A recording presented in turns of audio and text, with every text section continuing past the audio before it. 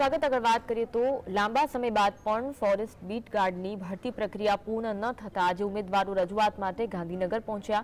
પથિકાશ્રમ પાસે એકઠા થયેલા ઉમેદવારો તેનો આગળનો કાર્યક્રમ આપે તે પહેલા જ ઉપસ્થિત પોલીસ જવાનોએ ઉમેદવારોને ડિટેન કર્યા। છેલ્લા 2-2.5 વર્ષથી સરકારી નોકરીની રાહમાં રહેલા ઉમેદવારોએ આજે 2 હાથ જોડી પોતાની માંગણી સ્વીકારવા સરકારને અપીલ કરી હતી।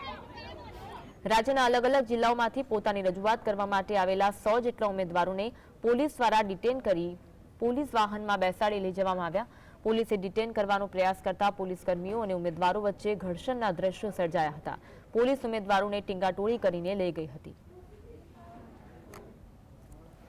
સરકારશ્રીને રજૂઆતો કરી વારંવાર બધી કચેરીઓના ધક્કા ખાધા છતાં પણ અમારી જે માંગણીઓ છે એ સ્વીકારવામાં આવી નથી। ત્યારબાદ અમે અમારા જનપ્રતિનિધિઓ ધારાસભ્યશ્રીઓના પણ 46 જેટલા લેટરો આપેલા છે, છતાં પણ સરકાર અમારો અવાજ સાંભળવા તૈયાર નથી, જેથી કરીને આજે અમારે આંદોલનનો રસ્તો અપનાવવો પડ્યો છે। તો સરકારશ્રીને હજી પણ નમ્ર અપીલ છે, અમારા જે ભરતી બોર્ડના અધ્યક્ષ છે કમલ દયાણી સાહેબ અને વનમંત્રી શ્રી મુડુભાઈ બેરાને એટલી જ નમ્ર અપીલ છે કે તમારી જીદ છોડી હઠ છોડીને અમારી જે માંગણીઓ છે એ સ્વીકારવામાં આવે અને મહેકમ મુજબ જે 500 થી 700 ખાલી જગ્યા પડેલી છે એ અમારી ચાલુ ભરતીમાં વધારી દેવામાં આવે, જેથી કરીને અમારી સાથે જે અન્યાય થયો છે એ તમામ ઉમેદવારોને લાભ મળે અને અમારી મહેનત છે